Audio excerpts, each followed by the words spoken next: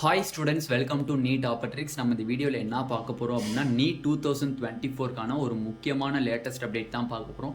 என்னன்னு இந்த லேட்டஸ்ட் அப்டேட்டுன்னு பார்த்தீங்கன்னா நீட் 2024க்கான சிலபஸில் மாற்றங்கள் இருக்கிறதா இல்லையா அப்படிங்கிறத டீட்டெயில்டாக பார்க்க போகிறோம். வாங்க வீடியோக்குள்ளே போகிறதுக்கு முன்னாடி நம்மளோட நீட் ஆப்பர்ட்ரிக்ஸ் சேனலை சப்ஸ்கிரைப் பண்ணிக்கோங்க, கூடவே இருக்கக்கூடிய பெல் பட்டனை கிளிக் பண்ணிக்கோங்க.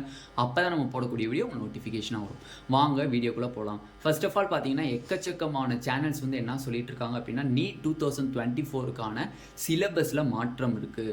அப்போ அது எதனால் வந்துச்சு அப்படிங்கிறது தான் next question. First of all பார்த்தீங்க அப்படின்னா நீட் 2024ங்கிறது எதை பேஸ் பண்ணி அந்த கொஷின் பேப்பர் எடுக்கிறாங்க அப்படின்னா நீட்டோட கொஷின் பேப்பர் என்சிஆர்டியை பேஸ் பண்ணி எடுக்கிறாங்க.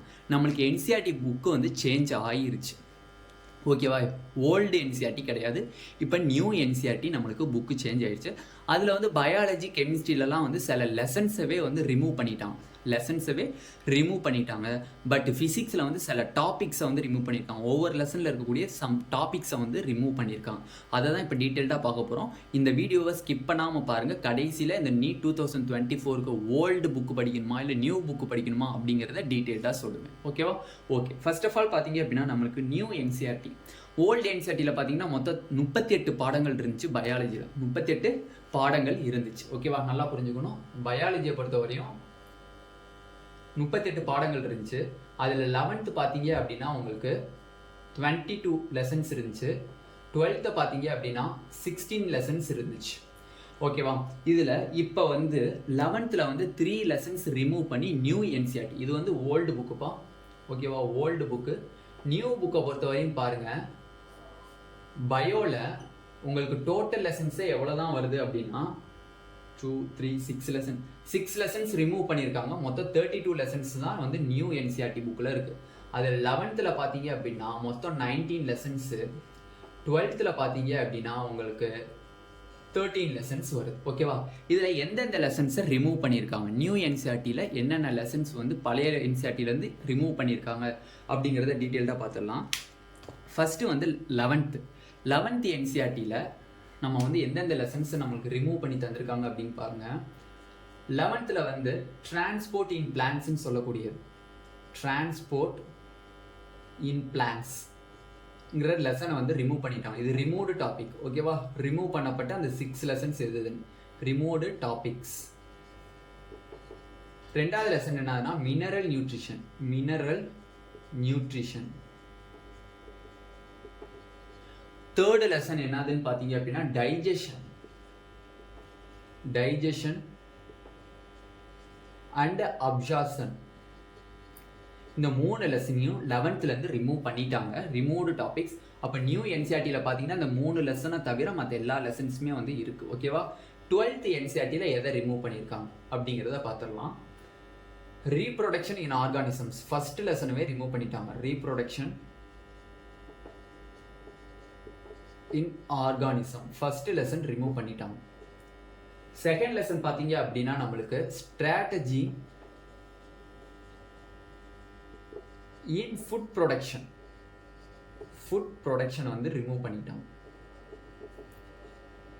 தேர்ட் பார்த்தீங்க அப்படின்னா என்விரான்மெண்டல் இஷ்யூஸஸ்,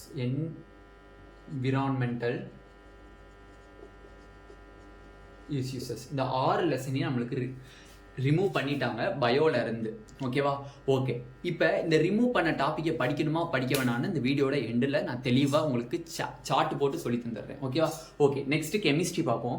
கெமிஸ்ட்ரியில் பார்த்தீங்க அப்படின்னா நம்மளுக்கு ஓல்டு கெமிஸ்ட்ரி புக்கில் பார்த்தீங்க அப்படின்னா ஃபஸ்ட்டு ஓல்டு கெமிஸ்ட்ரி எழுதுறேன். ஓல்டு கெமிஸ்ட்ரி புக்கில் பார்த்தீங்க அப்படின்னா டோட்டலாக பார்த்தீங்கன்னா 30 சாப்டர்ஸ் இருக்குது.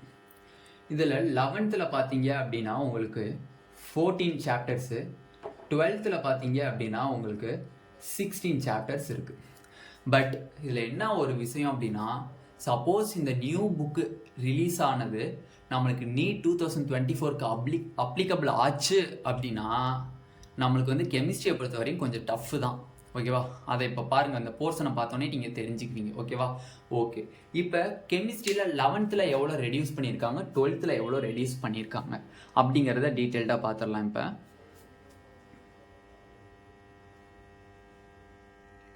11th பார்த்தீங்க அப்படின்னா நம்மளுக்கு 5 லெசன்ஸ் ரிமூவ் பண்ணியிருக்காங்க.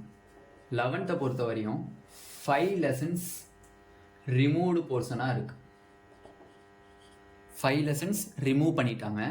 12th பொறுத்த வரையும் பார்த்தீங்க அப்படின்னா 6 lessons ரிமூவ் பண்ணிட்டாங்க. மொத்தம் டோட்டலாக டேங்கப்பா 11 lessons ரிமூவ் பண்ணிட்டாங்க.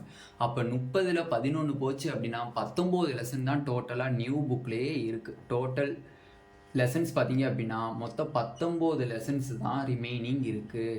இதில் ரொம்ப ரொம்ப கொஞ்சம் சோகமான விஷயம் அப்படிங்கிறத இப்போ நீங்கள் பார்த்துக்குவீங்க பாருங்கள். நான் சாப்டர்ஸ் எழுதி போகிறேன். 11th என்னென்ன சாப்டர்ஸ், 12th என்னென்ன கெமிஸ்ட்ரி சாப்டர்ஸ் அப்படிங்கிறத தெளிவாக எழுதி போட்டுறேன்.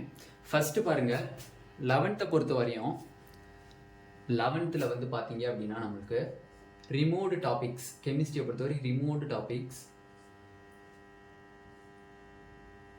states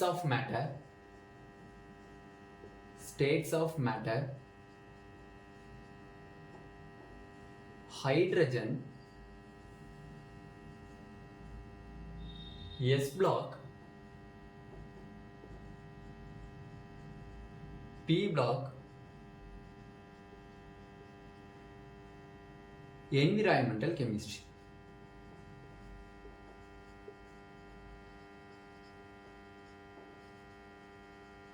கெமிஸ்ட்ரி இதான் ரிமூவ் பண்ணப்பட்ட டாபிக்ஸ். ஓகேவா? 11th பொறுத்தவரை.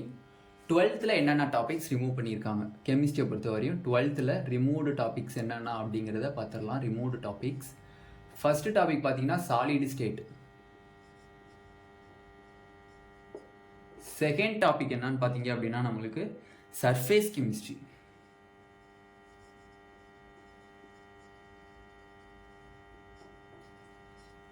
தேர்டு பார்த்தீங்க அப்படின்னா மெட்டலர்ஜி. ஃபோர்த்து பார்த்தீங்க அப்படின்னா பி பிளாக். ஃபிஃப்த்து பார்த்தீங்க அப்படின்னா பாலிமர்ஸ்.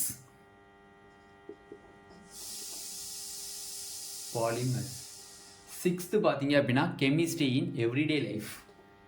இங்கே எழுதிக்கிறேன் கீழே. Sixth chemistry in everyday life. இந்த 6 லெசனையும் அவங்க கேன்சல் பண்ணிட்டாங்க. எவ்ரிடே லைஃப் இந்த 6 லெசனையும் அவங்க ரிமூவ்டு பண்ணிட்டாங்க. ஓகேவா? ஃபிசிக்ஸை பொறுத்தவரையும் பார்த்தீங்க அப்படின்னா சில லெசன்ஸில் சில டாபிக்ஸ் ரிமூவ் பண்ணியிருக்காங்க. சம் டாபிக்ஸ் தான் ரிமூவ் பண்ணியிருக்காங்களே தவிர லெசன்ஸை ரிமூவ் பண்ணல. ஓகேவா? அதனால் பயோவை பொறுத்தவரையும் 11th transport in plants, mineral nutrition, digestion and அப்சார்ப்ஷனை ரிமூவ் பண்ணிட்டாங்க. 12th பொறுத்தவரையும் reproduction in organism, strategies in food production, environmental இஷ்யூஸை நம்ம பயாலஜியை பொறுத்தவரையும் 12th ரிமூவ் பண்ணிட்டாங்க. கெமிஸ்ட்ரியை பொறுத்தவரை மொத்தம் 11 லெசன் ரிமூவ் பண்ணியிருக்காங்க. அது 11th பார்த்தீங்க அப்படின்னா states of matter, hydrogen, s block, p block, environmental chemistry. 12th பொறுத்தவரையும் பார்த்தீங்க அப்படின்னா solid state, surface chemistry, metallurgy, p block, polymers, கெமிஸ்ட்ரின்னு எவ்ரிடே லைஃப். ஓகே, இப்போ இந்த new syllabus, new NCERT book applicable ஆகுமா நீட் 2024? அதுதான் ஸ்டூடெண்ட்ஸ்க்கு இருக்கக்கூடிய மேஜர் கொஷின். அதுக்குரிய ஆன்சர் தான் இப்போ பார்க்க போகிறோம். ஓகேவா? நார்மலாக பார்த்தா ஸ்டூடெண்ட்ஸ் மத்தியில் நியூ என்சிஆர்டி புக்கு தான் நீட் 2024 அப்படின்னு கேட்குறீங்க. என்னையை பொறுத்தவரையும் நான் இதுக்கு என்ன பதில் சொல்வேன் அப்படின்னா, நியூ என்சிஆர்டி புக்கு கிட்டத்தட்ட 90% அப்ளிகபிளாக ஆகாது. 90% அப்ளிகபிள் ஆகாது. ஏன்னா 10% வாய்ப்பு இருக்குது நியூ என்சிஆர்டி புக்கை நீட் 2024 கொண்டு வரதுக்கு. அப்போ நீட் 2024 90% அப்ளிகபிள் ஆகாதுன்னு சொல்கிறீங்களேன்னு என்ன ரீசன்? எதனால 90% அப்ளிகபிள் ஆகாது நீட் 2024? நார்மலாக பாருங்கள், 90% அப்ளிகபிள் ஆகாததுக்கு என்ன ரீசனு, 10% அப்ளிகபிள் ஆகுங்கிறதுக்கு என்ன ரீசன், அதுதான் பார்க்க போகிறோம். நார்மலாக பார்த்தீங்க அப்படின்னா இந்த நியூ என்சிஆர்டி புக்கு ரெண்டாக பிரிக்கலாம். நீட்டை பொறுத்தவரையும் மொத்தம் 180 கொஷின்ஸ் ஃபஸ்ட்டு ஸ்டார்டிங்கில் நடத்திட்டு இருந்தாங்க. இப்போ 2019, 2020 பார்த்தீங்கன்னா 180 கொஷின்ஸ்க்கு நடத்திட்டு இருந்தாங்க.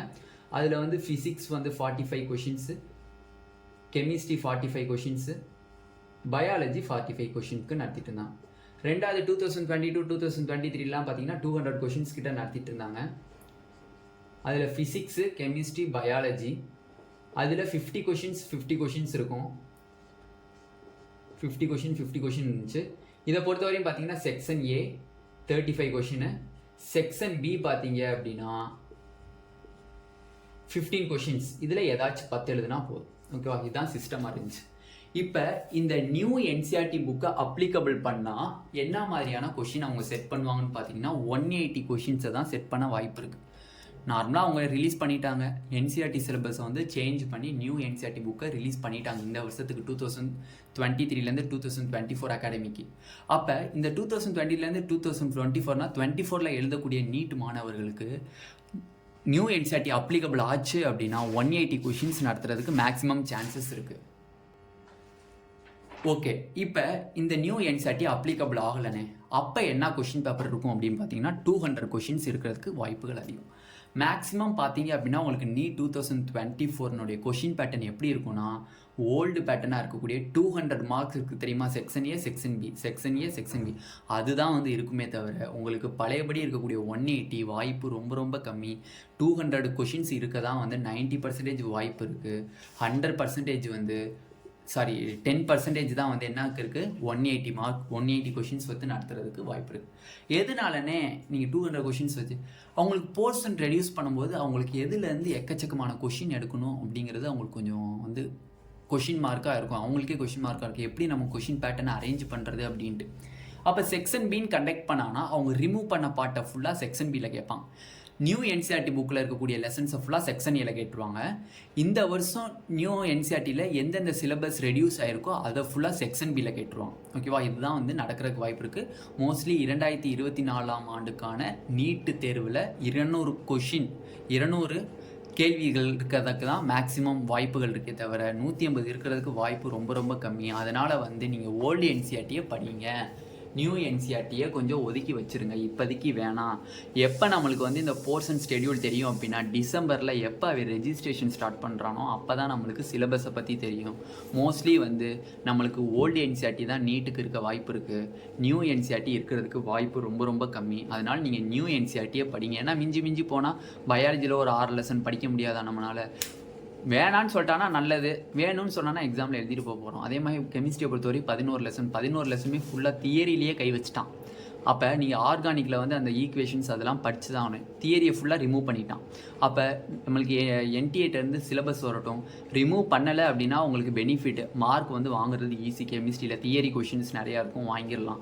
ரிமூவ் பண்ணிட்டான் அப்படின்னா நம்மளுக்கு வந்து கொஞ்சம் கஷ்டம் தான் கெமிஸ்ட்ரியை பொறுத்தவரையும். அதனால் மேக்ஸிமம் ரிமூவ் பண்ணாத ஓல்டு என்சிஆர்டியவே நீங்கள் படிங்க. ஓகேவா? ஓகே, இந்த லேட்டஸ்ட் அப்டேட் உங்களுக்கு பிடிச்சிருந்துச்சு அப்படின்னா நம்மளோட நீட் ஆப்பர்ட்ரிக் சேனலை சப்ஸ்கிரைப் பண்ணிக்கோங்க, கூடவே இருக்கக்கூடிய பெல் பட்டனை கிளிக் பண்ணிக்கோங்க. அப்போ நம்ம போடக்கூடிய வீடியோ உங்கள் நோட்டிஃபிகேஷனாக வரும். உங்கள் ஃப்ரெண்ட்ஸ் எல்லாத்துக்கும் ஷேர் பண்ணுங்கள். நீங்கள் வந்து நீட் 2024 ப்ரிப்பரேஷன் பண்ணிகிட்ருக்கீங்க அப்படின்னா கண்டிப்பாக நீங்கள் வந்து நம்மளோட டிஸ்கிரிப்ஷன் பாக்ஸில் இருக்க வாட்ஸ்அப் குரூப் லிங்க்கை வந்து கிளிக் பண்ணி வாட்ஸ்அப் குரூப்பில் ஜாயின் பண்ணிக்கோங்க. ஓகேவா? Thank you students.